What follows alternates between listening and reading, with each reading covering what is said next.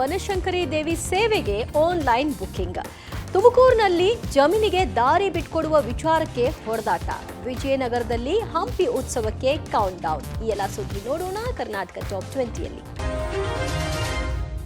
ಹೊಸ ವರ್ಷದ ಆರಂಭದಲ್ಲೇ ರಾಜ್ಯದ ಜನತೆಗೆ ದರ ಏರಿಕೆಯ ಬರೆ ಹಾಕೋಕ್ ಮುಂದಾಗಿದ್ದ ಕೆಎಂಎಫ್ ಸದ್ಯ ಯು ಟರ್ನ್ ಹೊಡೆದಿದೆ. 14 ಹಾಲು ಒಕ್ಕೂಟಗಳು ಕಳೆದ ಡಿಸೆಂಬರ್ನಲ್ಲಿ ಆರ್ಥಿಕ ಹೊರೆ ಮತ್ತು ಉತ್ಪಾದನಾ ವೆಚ್ಚಗಳು ಹೆಚ್ಚಾಗ್ತಾ ಇರೋ ಹಿನ್ನೆಲೆ ₹5 ದರ ಏರಿಕೆ ಮಾಡುವಂತೆ ಕೆಎಂಎಫ್ಗೆ ಪ್ರಸ್ತಾವನೆ ಸಲ್ಲಿಸಿ ಪಟ್ಟು ಹಿಡಿದಿದ್ವು.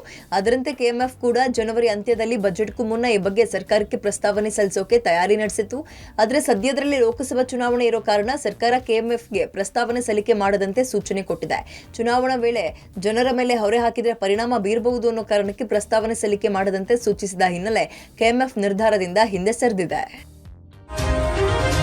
ಟ್ರೈನಲ್ಲಿ ನೈಟ್ ಜರ್ನಿ ಮಾಡುವಾಗ ರಾತ್ರಿ 10 ಗಂಟೆ ನಂತರ ಫೋನ್ ಸೌಂಡ್ ಜಾಸ್ತಿ ಮಾಡಿದ್ರೆ, ಲೈಟ್ಸ್ ಅನ್ನ ಆನ್ ಮಾಡಿದ್ರೆ, ಫೋನ್ನಲ್ಲಿ ಮಾತನಾಡಿದ್ರೆ, ಹರಟೆ ಹೊಡಿತಾ ಇದ್ರೆ, ಪ್ರಯಾಣಿಕರಿಗೆ ಕಿರಿಕಿರಿ ಮಾಡಿದ್ರೆ ಅಂಥವರ ವಿರುದ್ಧ ಕೇಸ್ ದಾಖಲಾಗಲಿದೆ.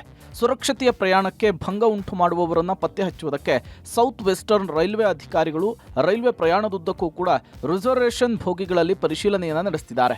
ರೈಲ್ವೆ ಮದದ್ ಎಂಬ ಸೇವೆಯ ಮೂಲಕ ಪ್ರಯಾಣಿಕರ ಸುರಕ್ಷತೆಗೆ ಹೆಚ್ಚು ಆದ್ಯತೆಯನ್ನು ನೀಡಲಾಗ್ತಿದೆ. ಭಾರತೀಯ ರೈಲ್ವೆ ಇಲಾಖೆಯ ರೈಲು ಮದದ್ ಸೇವೆಯ ಮೂಲಕ ಪ್ರಯಾಣಿಕರ ಸಮಸ್ಯೆಗಳಿಗೆ ಕ್ವಿಕ್ ರೆಸ್ಪಾನ್ಸ್ ಮಾಡ್ತಿದ್ದಾರೆ.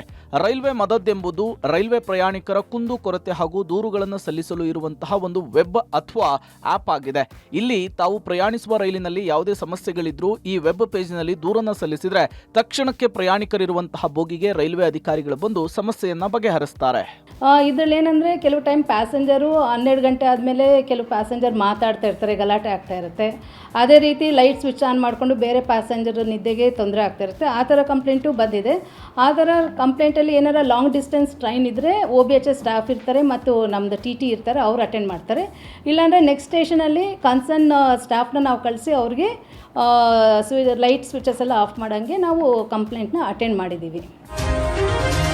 ಬೆಂಗಳೂರು ನಗರದ ನಂಬರ್ 1 ಶ್ರೀಮಂತ ದೇಗುಲ ಬನಶಂಕರಿ ಸನ್ನಿಧಾನದಲ್ಲಿ ಬರೀ 32 ದಿನದಲ್ಲಿ 47,92,000 ಕಾಣಿಕೆ ಸಂಗ್ರಹವಾಗಿದೆ. ವಿಶೇಷ ಅಂದ್ರೆ ಮಹಿಳೆಯರು ಶಕ್ತಿ ಯೋಜನೆಯ ಬಸ್ ಟಿಕೆಟ್ಗಳನ್ನು ಕೂಡ ಹುಂಡಿಗೆ ಹಾಕ್ತಿದ್ದಾರೆ. ಚಿನ್ನ, ಬೆಳ್ಳಿ ಅಲ್ಲದೆ ವಿದೇಶಿ ಕರೆನ್ಸಿಗಳು ಸಹ ಹುಂಡಿಯಲ್ಲಿ ಸಿಕ್ಕಿದೆ. ಇನ್ನು ಭಕ್ತಾದಿಗಳ ಅನುಕೂಲಕ್ಕೆ ಇವತ್ತಿನಿಂದ ಬನಶಂಕರಿ ದೇವಾಲಯದಲ್ಲಿ ಆನ್ಲೈನ್ ಬುಕ್ಕಿಂಗ್ ಸಹ ತೆರೆಯಲಾಗಿದೆ. ಆನ್ಲೈನ್ ಸೇವೆಗೆ ಸಚಿವ ರಾಮಲಿಂಗಾರೆಡ್ಡಿ ಚಾಲನೆ ಕೊಟ್ಟಿದ್ದು, ಆನ್ಲೈನ್ ಬುಕ್ಕಿಂಗ್ ವ್ಯವಸ್ಥೆ, ಪೂಜೆ, ಹೋಮ, ಹವನ ಸೇವೆಗಳನ್ನು ಮನೆಯಲ್ಲಿಯೇ ಕುಳಿತು ಬುಕ್ ಮಾಡಲಿಕ್ಕೆ ಅವಕಾಶವನ್ನು ಒದಗಿಸಲಾಗಿದೆ. ಯಾವ ಸೇವೆ, ಎಷ್ಟು ಹಣ, ಯಾವ ಸಮಯದಲ್ಲಿ ದೇವರ ಸೇವೆ ಮಾಡಬೇಕು ಎಲ್ಲವೂ ಕೂಡ ಆನ್ಲೈನ್ ನಲ್ಲಿಯೇ ಕಾಯ್ದಿರಿಸಲಿಕ್ಕೆ ಅನುವು ಮಾಡಿಕೊಡಲಾಗಿದೆ. ಭಾನುವಾರ, ಶುಕ್ರವಾರ, ಮಂಗಳವಾರ 3 ದಿನಗಳು ಅತಿ ಹೆಚ್ಚು ಜನ ಬರ್ತಾರೆ. ಭಕ್ತಾದಿಗಳಿಗೆ ಅನುಕೂಲ ಆಗಬೇಕು ಅಂತೇಳಿ ಮೊಬೈಲ್ ಆ್ಯಪ್ ಮತ್ತು ಪೋರ್ಟಲ್ ಇವತ್ತು ರಾಜ್ಯದಲ್ಲಿ ಇರ್ತಕ್ಕಂಥ ಎಲ್ಲ ದೇವಸ್ಥಾನಗಳಲ್ಲೂ ಮಾಡಬೇಕು ಅಂತ ತೀರ್ಮಾನ ತಗೊಂಡಿದ್ದೀವಿ. ಭಕ್ತಾದಿಗಳಿಗೆ ಅನುಕೂಲ ಆಗಬೇಕು ಅಂತ ಅವರು ಫೋನಲ್ಲೇ ಅವ್ರು ಯಾವ ಪೂಜೆ ಬೇಕೋ ಆ ಪೂಜೆನ ಬುಕ್ ಮಾಡ್ಕೋಬಹುದು. ಈ ಸರಿ ಅಂದರೆ ಜಾತ್ರೆ ಪ್ರಯುಕ್ತ ಸ್ವಲ್ಪ ಜಾಸ್ತಿ ಬಂದಿದೆ. 46,92,967 ಬಂದಿದೆ. ಇದರ ಜೊತೆಗೆ ಡಾಲರ್ಸು ಕೂಡ ಬಂದಿದೆ. US ಡಾಲರು 5 ಮತ್ತು ಆಸ್ಟ್ರೇಲಿಯಾ 20 ಮತ್ತು ಅರಬ್ ಡಾಲರು 5 ಬಂದಿದೆ. ಚಿನ್ನ, ಬೆಳ್ಳಿ ಕೂಡ ಇದ್ರ ಜೊತೆಗೆ ಬಂದಿದೆ. ಜಮೀನಿನಲ್ಲಿ ದಾರಿ ಬಿಡುವ ವಿಚಾರಕ್ಕೆ ಮಾರಾಮಾರಿ ನಡೆದಿರೋ ಘಟನೆ ತುಮಕೂರು ತಾಲೂಕಿನ ಕಟ್ಟಿಗೊಲ್ಲಹಳ್ಳಿಯಲ್ಲಾಗಿದೆ. ಆಸ್ತಿ ವಿಚಾರಕ್ಕೆ ದಾಯಾದಿಗಳ ನಡುವೆ ಗಲಾಟೆಯಾಗಿದ್ದು ಮಚ್ಚು ಲಾಂಗು ಹಿಡಿದು ರಸ್ತೆ ಮಧ್ಯೆಯೇ ಕಾದಾಡಿದ್ದಾರೆ. ಮಹಿಳೆಯರು ಪರಸ್ಪರ ಜುಟ್ಟಿಡ್ಕೊಂಡು ಬಡದಾಡಿಕೊಂಡು ರವೀಶ್ ಹಾಗೂ ನಾಗರಾಜಯ್ಯ ಕುಟುಂಬದ ಮಧ್ಯ ಕಿತ್ತಾಟ ಆಗಿದೆ. ರವೀಶ್ ಪತ್ನಿ ರುದ್ರಾಣಮ್ಮ ಹಾಗೆ ಮಗ ರೋಹಿತ್ನಿಂದ ನಾಗರಾಜಯ್ಯ ಕುಟುಂಬದ ಮೇಲೆ ಹಲ್ಲೆ ಆಗಿರೋ ಆರೋಪ ಕೇಳಿಬಂದಿದ್ದು 16 ಎಕರೆ ಆಸ್ತಿ ಪ್ರಕರಣ ಸದ್ಯ ಕೋರ್ಟ್ನ ವಿಚಾರಣೆಯಲ್ಲಿದೆ. ಈ ನಡುವೆಯೂ ಎರಡೂ ಕುಟುಂಬದ ಮಧ್ಯ ದಾರಿ ಬಿಡೋ ವಿಚಾರಕ್ಕೆ ಹೊಡೆದಾಡಿಕೊಂಡಿದ್ದಾರೆ. ವಿಜಯನಗರದಲ್ಲಿ ಇತಿಹಾಸದ ಗತ ವೈಭವ ಮರುಕಳಿಸಿದೆ. ಇಂದಿನಿಂದ 3 ದಿನಗಳ ಕಾಲ ಹಂಪಿ ಉತ್ಸವ ನಡೆಯಲಿದೆ. ಕೆಲವೇ ಕ್ಷಣಗಳಲ್ಲಿ ಸಿಎಂ ಸಿದ್ದರಾಮಯ್ಯ ಹಂಪಿ ಉತ್ಸವಕ್ಕೆ ಚಾಲನೆ ನೀಡಲಿದ್ದಾರೆ. ಕಲಾವಿದ ಕಮ್ ನಟ ಅರುಣ್ ಸಾಗರ್ ಕೈಯಲ್ಲಿ ಈ ಬೃಹತ್ ವೇದಿಕೆ ನಿರ್ಮಾಣಗೊಂಡಿದೆ. ಹಂಪಿಯ ಗೋಪುರ, ಉಗ್ರ ನರಸಿಂಹ, ಸೈನಿಕರು, ಆನೆ ಆಲೆಯ ಮಾದರಿಯಲ್ಲಿ ಹಂಪಿ ಉತ್ಸವದ ವೇದಿಕೆ ಎಲ್ಲರ ಕಣ್ಮನ ಸೆಳೀತಾ ಇದೆ. ಸಿಎಂ ಸಿದ್ದರಾಮಯ್ಯ ಜೊತೆಗೆ ಅಶ್ವಿನಿ ಪುನೀತ್ ರಾಜ್ಕುಮಾರ್ ವೇದಿಕೆಯನ್ನು ಹಂಚಿಕೊಳ್ಳಲಿದ್ದಾರೆ. ಸಚಿವರಾದ ಜಮೀರ್ ಅಹಮದ್, ಬಿ ನಾಗೇಂದ್ರ ಸೇರಿದಂತೆ ವಿಜಯನಗರ, ಬಳ್ಳಾರಿ ಜಿಲ್ಲೆಯ ಶಾಸಕರು ಭಾಗಿಯಾಗಲಿದ್ದಾರೆ. ಇನ್ನು ಸಿಎಂ ಸಿದ್ದರಾಮಯ್ಯ ಹಂಪಿ ಉತ್ಸವದ ಚಾಲನೆಗೂ ಮುನ್ನ ವಿಜಯನಗರ ಜಿಲ್ಲಾ ಪೊಲೀಸ್ ಕಚೇರಿಯ ಉದ್ಘಾಟನೆ ಮಾಡಲಿದ್ದಾರೆ. ಕಾಫಿನಾಡಲ್ಲಿ ಬೀಟಮ್ಮ ಗ್ಯಾಂಗ್ನ ಉಪಟಳ ಮುಂದುವರೆದಿದೆ.